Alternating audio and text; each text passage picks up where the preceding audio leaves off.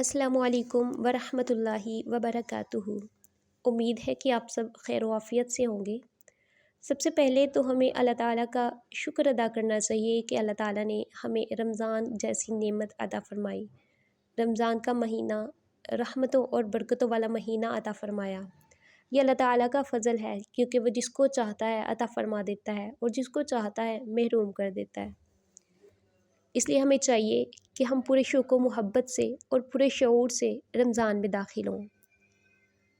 कुरान पाक में अल्लाह ताला का इरशाद है, ए लोगो जो ईमान लाए हो, तुम पर रोज़ा फ़र्ज़ किया गया है जिस तरह तुमसे पहले लोगों पर फ़र्ज़ किया गया, ताकि तुम मुत्तकी बन जाओ।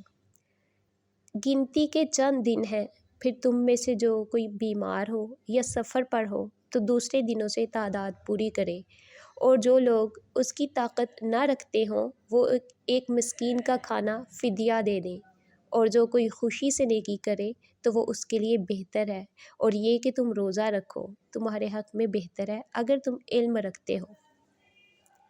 यहाँ पे ख़िताब है हमसे, मोमिनों से, क्योंकि अल्लाह ताला ने हम पे एहसान किया और ईमान की दौलत नसीब की। ईमान वाले अल्लाह ताला की बात तवज्जो से सुनते हैं और उसको समझने की कोशिश भी करते हैं। रोज़े की फ़र्ज़ियत अल्लाह ताला का हुक्म है और दरअसल अल्लाह ताला का एहसान है। रोज़े क्यों फ़र्ज़ किए गए?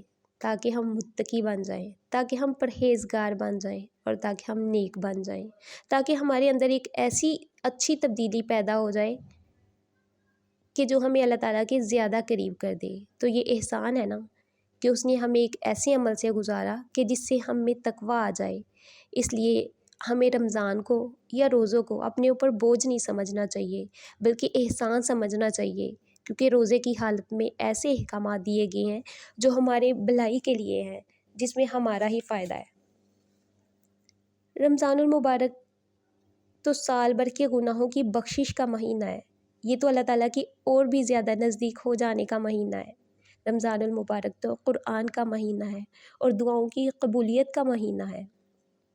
इसलिए हमें चाहिए कि रमज़ानुल मुबारक को हम फ़जूल कामों में ज़ाया ना करें, बल्कि इसका एक एक लम्हा बहुत कीमती है। इसलिए हमें चाहिए कि हम सिर्फ खाना पीना ना छोड़ें, बल्कि रमज़ान रोज़े रखना सिर्फ खाना पीना छोड़ने का नाम नहीं है, बल्कि इसमें ग़ीबत, चुगली, बहतान और फ़जूल बातों से और हर उस अमल से बचना चाहिए जो अल्लाह ताला को नापसंद है। हमें चाहिए कि इस महीने में हम ज़्यादा से ज़्यादा कुरान पाक की तिलावत करें, क्योंकि कुछ दिल ऐसे भी हैं जो मौसीकी सुनकर धड़कते हैं और हरकत करते हैं, और कुछ दिल ऐसे हैं जो माल मिलने पे खुश और छिन जाने पे बेचैन और गमगीन होते हैं। लेकिन अल्लाह ताला ने कुछ दिल ऐसे भी बनाए हैं जो किताबुल्लाह की आयत सुनकर लर्ज़ जाते हैं और कांप जाते हैं, और यही दिल अल्लाह ताला को पसंदीदा हैं। रोज़े का मकसद सिर्फ़ महज़ अल्लाह ताला की रज़ा होनी चाहिए, क्योंकि इसका अजर हमें सिर्फ़ रब्बुल आलमीन ही अता कर सकते हैं। कुरान पाक में अल्लाह ताला फरमाते हैं, आप फरमा दीजिए कि तुम अपने दिल की बात छुपाओ या ज़ाहिर करो, अल्लाह को सब मालूम है, और वो जानता है जो कुछ आसमानों में है और जो कुछ ज़मीन में है, और वो हर शय पर पूरी कुदरत रखने वाला है। इसलिए हमें चाहिए कि हमारे तमाम के तमाम रोज़े, तमाम हमारी नीयतें अल्लाह ताला की रज़ा के लिए हों। रमज़ान अल्लाह ताला का चुना हुआ महीना है, तमाम महीनों से अफजल, और हम सब के लिए बाइसे रहमत, जिसमें रहमत के दरवाज़े खोल दिए जाते हैं, जन्नत के दरवाज़े खोल दिए जाते हैं और जहन्नुम के दरवाज़े बंद कर दिए जाते हैं, और सबको पुकारा जाता है नेकियों में आगे बढ़ने के लिए, फस्तबिकुल खैरात के लिए। रमज़ान तब्दीली का महीना है, अल्लाह ताला के करीब होने का महीना। इसलिए हम सबको सोचना चाहिए, अपने लिए सोचना चाहिए कि ये रमज़ान मेरे लिए, मैं इसको किस तरह से यूनिक कर सकता हूँ। रमज़ान तो हर साल आता है, इसमें कोई नई चीज़ नहीं है, लेकिन आखिर ऐसा क्या है जो हमें इस रमज़ान में करना चाहिए, जो हमने अब तक हासिल नहीं किया। हम इस रमज़ान में अपने लिए क्या चाहते हैं, हमारी टॉप प्रायोरिटी इस रमज़ान میں کیا ہونی چاہیے، ایسی کون سی تبدیلی ہے جو ہم اپنے اندر لے کے آ سکتے ہیں، اور پھر رمضان کے اینڈ پہ اس کو دیکھنا چاہیے کہ کیا وہ تبدیلی ہمارے اندر آئی ہے، یا پھر وہ صرف رمضان تک ہی تھی، یا پھر وہ صرف ایک مہینے تک کے لیے ہے۔ رمضان چونکہ رحمتوں کا مہینہ ہے تو ہم اس مہینے میں بہت کچھ سمیٹ سکتے ہیں، اور ایسا کیا ہے جو ہمیں کرنا چاہیے، وہ ہے اللہ تعالیٰ کے مزید قریب ہونا۔ اور اللہ تعالیٰ کے مزید قریب ہم کیسے ہو سکتے ہیں؟ روزہ رکھ کے ہم اللہ تعالیٰ کے قریب ہو سکتے ہیں، تراویح پڑھ کے ہم اللہ تعالیٰ کے قریب ہو سکتے ہیں، ہم دعا کے ذریعے سے اللہ تعالیٰ کا قرب پا سکتے ہیں، ہم ذکر کے ذریعے سے اللہ تعالیٰ کا قرب پا سکتے ہیں، ہم صدقہ و خیرات کے ذریعے سے اللہ تعالیٰ کا قرب پا سکتے ہیں۔ ہر چھوٹی اور بڑی نیکی اور خیر اور بلائی کے کام کے ذریعے سے ہم اللہ تعالیٰ کا قرب پا سکتے ہیں۔ ہمیں رمضان میں اپنی منزل کا پتہ ہونا چاہیے، ہمیں یہ پتہ ہونا چاہیے کہ ہم یہ کام کس کے لیے کر رہے ہیں۔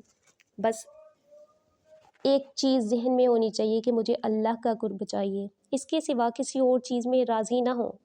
صبح اٹھنے کو دل نہیں کر رہا، لیکن کیوں اٹھنا ہے؟ اللہ کے لیے اٹھنا ہے، کیونکہ میرے لیے بس وہ ہستی اہم ہے، باقی سب تو اس کی مخلوق ہے۔ مخلوق نہیں، اس کا بنانے والا چاہیے، اس کی محبت چاہیے، اللہ تعالیٰ کی معرفت چاہیے۔ اس لیے ہر کام کرتے وقت بس ایک ہی بات ذہن میں رکھنی ہے کہ میرا ہر کام اللہ تعالیٰ کے لیے ہو، میرے رب کے لیے ہو۔ اگر بندوں کے لیے کچھ کر رہے ہیں تو مقصود کیا ہو؟ رب کی رضا ہو۔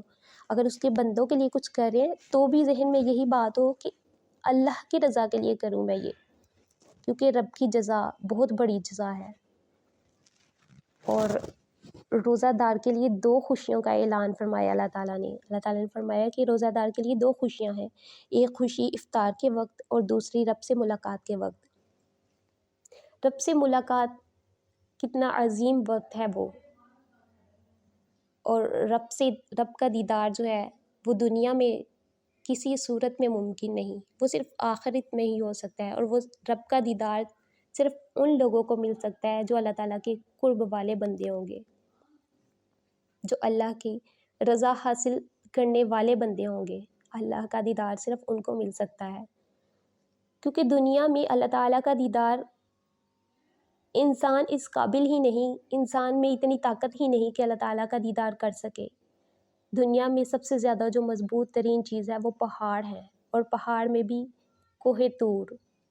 جب حضرت موسیٰ علیہ السلام نے اللہ تعالیٰ سے فرمایا تھا کہ اے خدایا میں آپ کا جلوہ دیکھنا چاہتا ہوں، میں آپ کا دیدار کرنا چاہتا ہوں، اللہ تعالیٰ نے فرمایا کہ اے موسیٰ تم مجھے نہیں دیکھ سکتے۔